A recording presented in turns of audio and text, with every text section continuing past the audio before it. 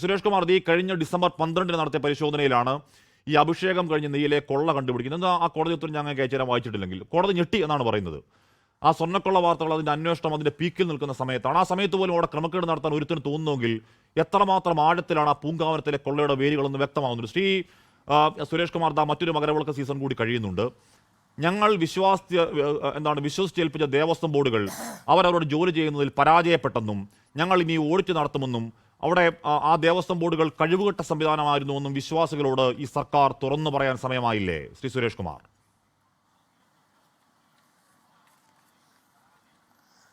ദേവസ്വം ബോർഡുകൾ ഏതെങ്കിലും ഒരു സ്പെസിഫൈ ചെയ്ത് ഏതെങ്കിലും ഒരു പ്രത്യേക ദേവസ്വം ബോർഡല്ല.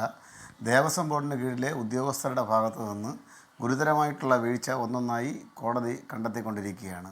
അതിനകത്ത് തന്നെ ദേവസ്വം ബോർഡ് അംഗങ്ങളായിട്ടുള്ള ആളുകൾ നിങ്ങൾ നോക്കൂ, കഴിഞ്ഞ ഐക്യജനാധിപത്യ മുന്നണിയുടെ കാലത്ത് ദേവസ്വം ബോർഡിന് നേതൃത്വം നൽകിയ മൺമറഞ്ഞുപോയ ശ്രീ പ്രയാർ ഗോപാലകൃഷ്ണൻ ഉൾപ്പെടെയുള്ള അദ്ദേഹത്തിലെ സമിതിയിലെ അംഗങ്ങളായിരുന്നവർ തന്നെ ഇന്ന് പോലും വിചിത്രമായ വാദഗതികളുമായി മുന്നോട്ട് വരുന്ന ഒരു കാഴ്ചയാണ് നമ്മൾ കണ്ടുകൊണ്ടിരിക്കുന്നത്.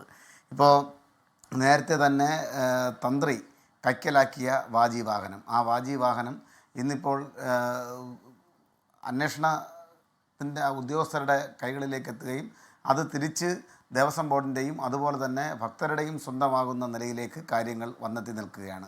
ഓരോരോ കാര്യങ്ങളായി ഓരോ തലങ്ങളിലെയും വീഴ്ചകളെ സംബന്ധിച്ച് കൃത്യമായി പരിശോധിച്ച് ആ തലങ്ങളിലെ വീഴ്ച ഇനി മേലിൽ നടക്കാതിരിക്കാനുള്ള പൂർണ്ണമായിട്ടുള്ള ഉത്തരവാദിത്വമാണ് അധികാരപ്പെട്ട ആളുകൾ ഏറ്റെടുക്കേണ്ടതും അത് നടപ്പിലാക്കേണ്ടതും. അത് വളരെ കൃത്യമായി നടക്കുന്നുണ്ട് എന്നാണ് നാം മനസ്സിലാക്കേണ്ടത്.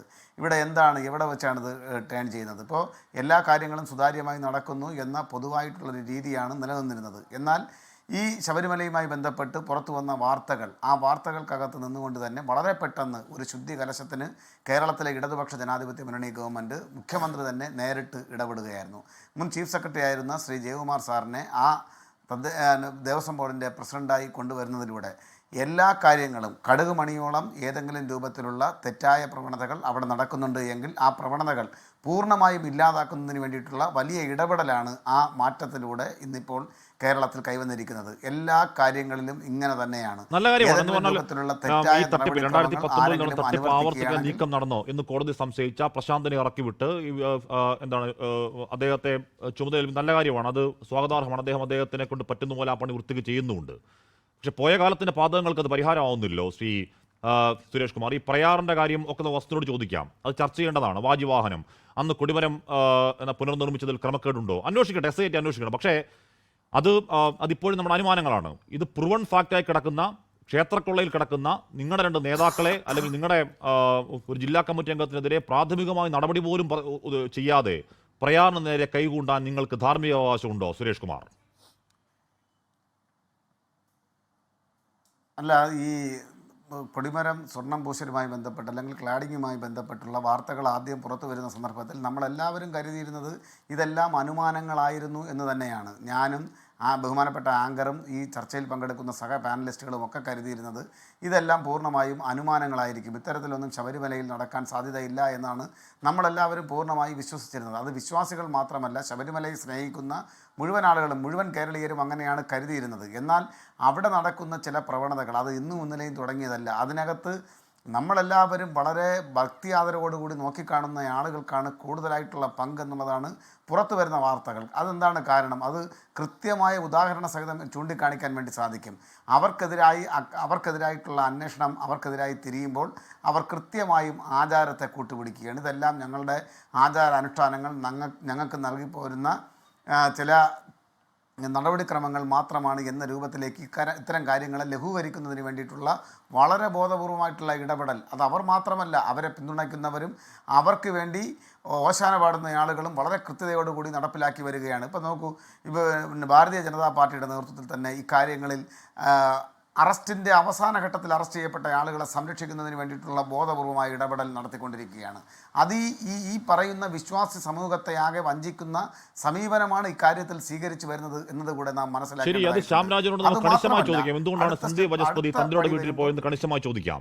വാജിവാഹനത്തിന്റെ കാര്യവും 2017 കാര്യവും നമുക്ക് വസ്തുനോടും കൃത്യമായി ചോദിക്കാം. പക്ഷേ ശ്രീ സുരേഷ് കുമാറിന്റെ ചോദ്യം, ഇവിടെ ഈ കൊള്ളയിൽ കൃത്യമായ പങ്കുണ്ട് എന്ന് SIT കോടതി ആവർത്തിച്ച് പറയും. നിങ്ങളുടെ ജില്ലാ കമ്മിറ്റി അംഗത്തിനെതിരെ പേരിനൊരു നടപടി, ജില്ലാ കമ്മിറ്റി അംഗം മറ്റൊരു നേതാവ് എന്തെങ്കിലും പേരിനൊരു ടോക്കൺ നടപടി പോലും എടുക്കാൻ നിങ്ങൾക്ക് ഈ എന്താണ് BJPക്ക് നേരെയും കോൺഗ്രസിനെ കൈ ചൂണ്ടാൻ എന്താണ് അവകാശം സുരേഷ് കുമാർ?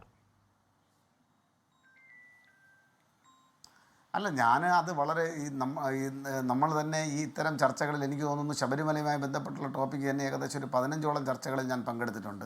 ഇത്തരം കാര്യങ്ങൾ ഈ കാര്യത്തെ സംബന്ധിച്ച് അതിപ്പോൾ ശ്രീ വിജയകുമാറായിരുന്നാലും ശരി, ശ്രീ N. വാസു ആയിരുന്നാലും ശരി, അതുപോലെ തന്നെ ദേവസ്വം ബോർഡിൻ്റെ മുൻ പ്രസിഡൻ്റായിട്ടുള്ള ശ്രീ പത്മകുമാറായിരുന്നാലും ശരി, ഈ 3 ആളുകൾ അറസ്റ്റ് ചെയ്യപ്പെട്ട് ഇന്നിപ്പോൾ ജുഡീഷ്യൽ കസ്റ്റഡിയിൽ ജയിലിൽ റിമാൻഡിൽ കഴിയുകയാണ്. ഈ ആളുകളെ സംബന്ധിച്ച് വളരെ കൃത്യതയോടുകൂടി അവർ ചെയ്ത കുറ്റത്തിൻ്റെ ഗ്രാവിറ്റിയെ സംബന്ധിച്ച് കൃത്യമായ വിവരം പുറത്തു വരുമ്പോൾ അവരെ സംബന്ധിച്ചുള്ള നടപടിക്രമങ്ങൾ പൂർണ്ണമായും CPM പോലൊരു രാഷ്ട്രീയ പ്രസ്ഥാനത്തിന്, ഉത്തരവാദിത്തപ്പെട്ട രാഷ്ട്രീയ പ്രസ്ഥാനത്തിന് നടപ്പിലാക്കാതെ മുന്നോട്ട് പോകാൻ വേണ്ടി സാധിക്കുകയില്ല. അവർ ചെയ്ത കാര്യങ്ങളെ സുരേഷ് കുമാർ, ഇവിടെ നമ്മൾ ഈ അനുമാനങ്ങളുടെ പുറത്താണ്. ഈ വാജിവാഹനം, അന്നത്തെ കൊടിമരം, പ്രയാറിന്റെ പേരിടുന്ന സോണിയാഗാന്ധി ഒക്കെ നിങ്ങൾ ഈ അനുമാനത്തിന്റെ പുറത്ത് പറയുന്നതാണ്. അല്ലാതെ ഏതെങ്കിലും തരത്തിൽ അന്വേഷണം പോവുകയോ അന്വേഷണത്തിൽ കുറ്റക്കാരെന്ന് കണ്ടെത്തുകയോ ചെയ്തിട്ടില്ല.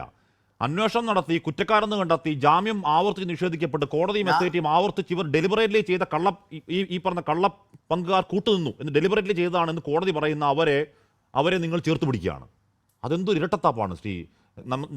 ഇത് ആവർത്തിക്കുന്ന ചോദ്യമാണെന്ന് എനിക്കറിയാം, പക്ഷേ ഇരട്ടത്താപ്പിന്റെ പരമാവധിയാണത്. ഞാനൊരു കാര്യമൊന്ന് ചോദിച്ചോട്ടെ. ഇന്നിപ്പോൾ ഒരു ചാനൽ വാർത്തയിൽ സ്ക്രോൾ ന്യൂസായി കണ്ടതാണ്, ഈ വാജി വാഹനം അതിൻ്റെ യഥാർത്ഥ അവകാശികൾ, അത് കൊടിമരത്തിൽ നിന്നിളക്കിയെടുത്താൽ അത് പൂർണ്ണമായും അതിൻ്റെ അവകാശം തന്ത്രിക്കാണ് എന്ന രൂപത്തിൽ മുൻ ദേവസ്വം ബോർഡ് അംഗം ശ്രീ അജയ് തറയിൽ പറഞ്ഞതായിട്ടൊരു പ്രസ്താവന ഞാൻ ഒരിടത്ത് വായിച്ചു കണ്ടു. അതിലെ വസ്തുത എത്രയാണെന്ന് എനിക്ക് എത്രമാത്രമാണെന്നുള്ളതിനെ സംബന്ധിച്ച് എനിക്കൊരു സംശയമുണ്ട്. നമ്മുടെ മുന്നിലേക്ക് വരുന്ന വാർത്തകളിൽ സത്യവും വിദ്യയും തിരിച്ചറിയാൻ കഴിയാത്ത നിലയിലേക്ക് കുഴഞ്ഞു വരുന്നത് കൊണ്ടുള്ളൊരു പ്രശ്നമാണ്. പക്ഷെ അങ്ങനെ പറഞ്ഞിട്ടുണ്ട് എങ്കിൽ എത്രമാത്രം പ്രശ്നമാണ് നമ്മൾ മനസ്സിലാക്കേണ്ടുന്നത്. എത്രമാത്രം അവർക്ക് ഈ രൂപത്തിലുള്ള എല്ലാ വിധത്തിലുമുള്ള ഒത്താശ ചെയ്തു കൊടുക്കുന്ന ആളുകളായി ഇത്തരം ആളുകൾ മാറുകയാണ്. അദ്ദേഹത്തിൻ്റെ രാഷ്ട്രീയവും അദ്ദേഹം രാഷ്ട്രീയത്തിൽ വഹിക്കുന്ന സ്ഥാനത്തെ സംബന്ധിച്ചോ ഒന്നും തന്നെ ഇവിടെ ഒരു ചർച്ചയും നടക്കുന്നില്ല. രണ്ടാമത്തെ കാര്യം, അന്വേഷണ വാജിവാഹനം വരുന്നുണ്ട്.